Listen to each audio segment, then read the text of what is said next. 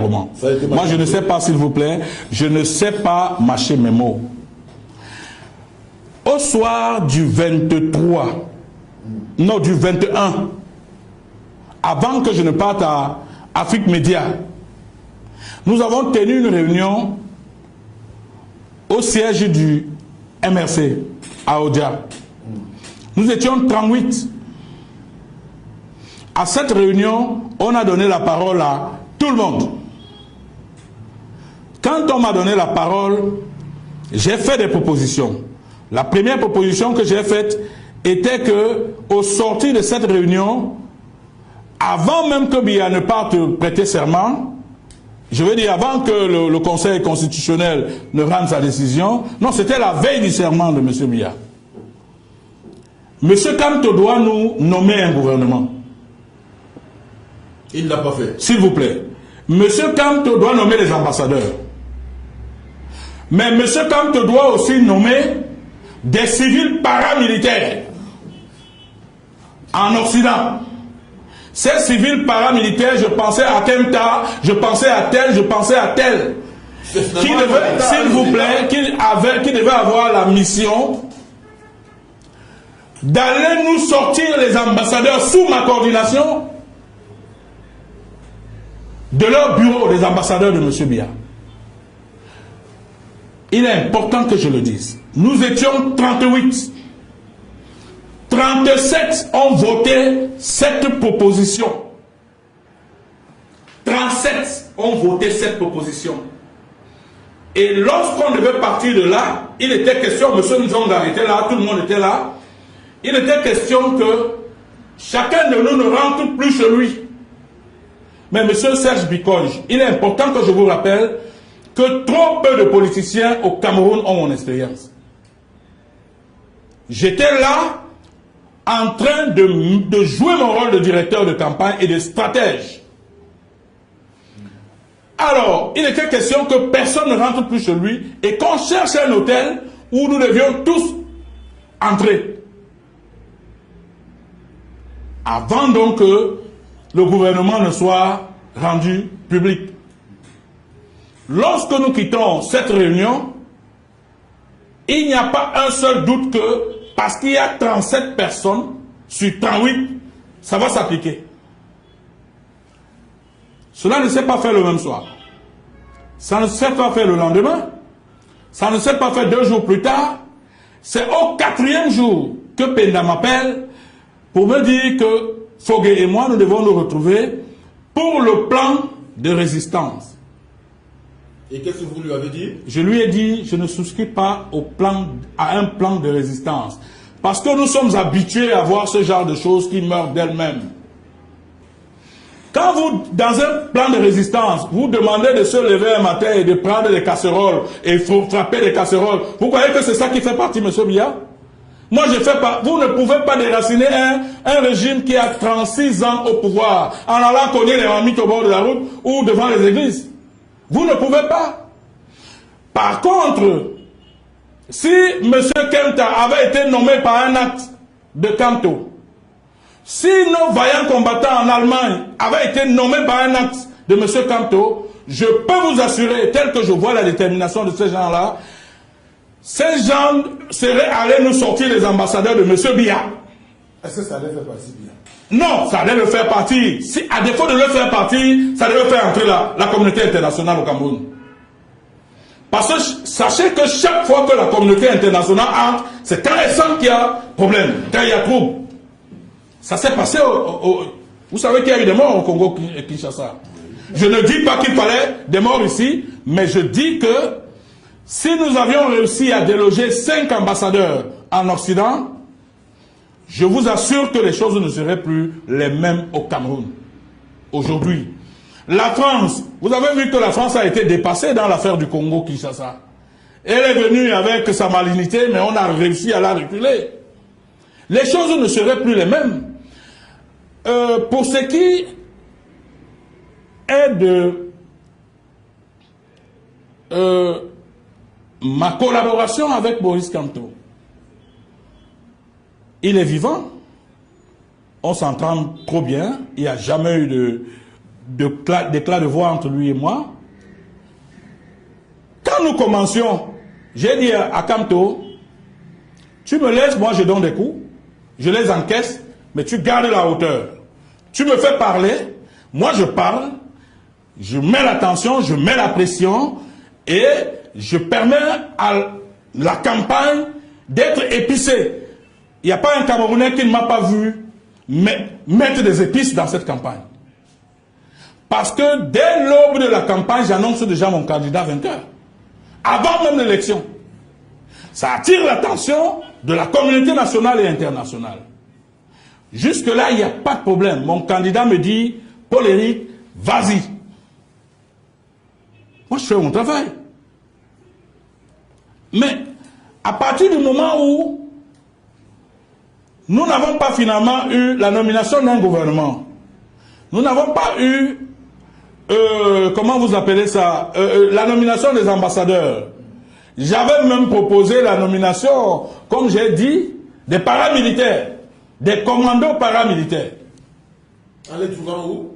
Mais je vous dis, tous ces gars qui sont en Occident, qui le font, je vous ai cité quelques noms. Non, je vous ai cité les Kemta, je vous ai cité tous ces gars-là. C'est des gars qui n'ont plus rien à perdre. Et d'ailleurs, tous les jours, le monde entier voit ce qu'ils sont capables de faire. Mais malheureusement, ça n'a pas suivi. J'ai eu le sentiment d'avoir été désavoué. Et moi, je sais prendre ma place. Parce que je ne sais pas donner l'occasion qu'on me demande plus tard.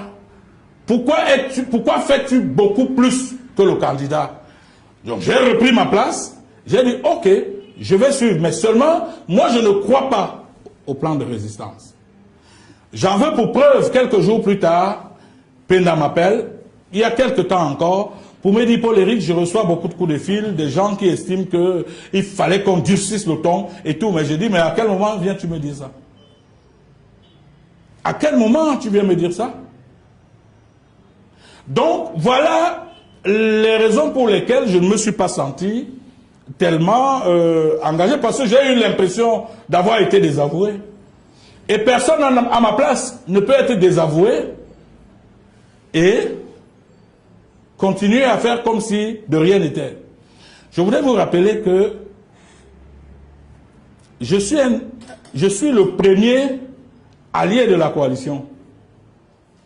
Peut-être que les gens oublient ça. Penda est venu une semaine et demie après moi. Zonga est venu 2 ou 10 jours, 4 jours avant la fermeture des élections, quand Kamto était à Bafoussam. Mouna est venu 1 heure de temps avant la fermeture de... Moi j'entends les gens dire la coalition Mouna. Mouna n'a jamais été de notre coalition. Bon, maintenant je peux le dire en tant que directeur de campagne, Mouna n'a jamais été de notre coalition. Mouna ne nous rejoint à Douala que à 19h15, quand il monte sur la scène, le 6 au soir. Mouna n'a jamais été de la coalition. Pourtant, Mouna a commencé à échanger avec le professeur Maurice Kamto bien longtemps avant. Je laisse au soin au professeur Maurice Kamto de vous dire le moment venu les échanges entre Mouna et lui. Mais ce n'était pas du tout les échanges de quelqu'un qui voulait la coalition. Parce que Mouna disait, la première condition que Mouna nous posait, et posait à M. Kamto, c'était qu'il est chef du gouvernement. Ok, jusque-là, on pouvait lui concéder ça. Mais la deuxième condition, c'était qu'en cas d'empêchement de M. Kamto, il devient président. Je ne sais pas si vous comprenez ça. C'est-à-dire que si Kamto fait un accident, il met 40 jours, Mouna devient président. Et puis, il avait demandé 5 ou 6 postes de ministre de souveraineté, de ministère de souveraineté. Donc, c'était des conditions telles que le professeur Maurice Kamto ne pouvait pas accepter ça. Parce que je continue à dire que jusqu'au moment où je décide de me rallier au professeur Maurice Kamto, il n'y a encore personne autour de lui. Je suis le premier allié du professeur Maurice Kamto. Souvenez-vous, il y a des vidéos à ma chaîne. Je suis son premier allié. Et c'est à partir de ce moment que la géopolitique camerounaise commence à bouger. Parce que Les gens appellent même le professeur Maurice Kamto pour dire, mais cette fois-ci donc, c'est vraiment la guerre que tu as choisie en nommant Paul-Éric Kingé directeur de campagne. Parce que moi, j'ai été dans ce régime. On ne peut pas chasser un régime qui a mis 36 ans au pouvoir en allant prier dans les églises. Tant qu'il n'y aura pas de choc avec ce régime, oublions l'alternance. Donc, à partir du moment où vous êtes désavoué, mais qu'est-ce qui vous reste? Quand vous avez un peu de dignité, vous vous recoqueviez. Et vous restez tranquille dans votre coin. C'est ce qui s'est passé. Mais pour autant, je n'ai pas eu d'amertume. J'ai estimé que c'est une autre stratégie sur le plan de résistance. Mais c'est une stratégie qui ne cadrait pas avec mes aspirations. Parce que mes aspirations, c'était avant tout le choc contre le régime en place. Vous savez, moi, mes réactions sont toujours dictées par la mort de mon fils. Chaque fois que je pense que mon fils a fait face à la mort et qu'il n'a pas eu peur de la mort, bien qu'il ait été vaincu par la mort, je me demande, mais pourquoi moi je dois avoir peur de la mort?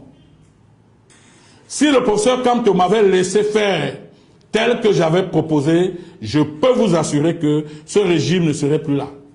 Alors les marches sont également lancées le 26 janvier prochain pour lutter contre la crise dans les régions nord du sud-ouest, pour lutter contre la de la santé publique, même que pour lutter contre le scandale de la CAN. Allez-vous participer à ces marches? Samedi le 26, la marche. Oui, ben, j'ai aussi lu ça dans les réseaux sociaux. Mais si moi je vous informe que j'ai été au courant de ces marches-là, comme tous les Camerounais, en tant que directeur de campagne, si on revendique la victoire, c'est d'abord le directeur de campagne qui doit préparer de telles marches. Parce que c'est moi, le directeur de campagne, c'est moi qui dois revendiquer cette victoire. Et c'est moi, non, s'il vous plaît. Mais dans ce cas, pourquoi voulez-vous que je me mette là si l'élection est terminée? Vous voulez donc que vous êtes un parti allié à la coalition? Non, un parti allié à la coalition, on discute avec le parti. La confusion qui s'est installée dans les esprits, c'est que les gens, à un moment donné, ont eu l'impression que je suis militant du MRC. Je ne suis pas militant du MRC. Donc je n'ai pas de hiérarchie qu'on appelle M. Kamto. Ce n'est pas ma hiérarchie. C'est mon allié. C'est mon confrère politique. Ceci veut dire que lorsqu'il est inspiré de faire une marche, le premier appel qu'il fait doit être vers moi.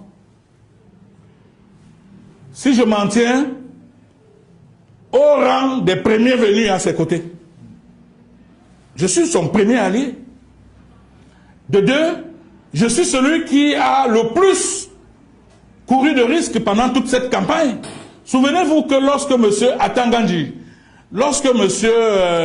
Chiroma faisait des conférences, il ne parlait pas des autres. Hein.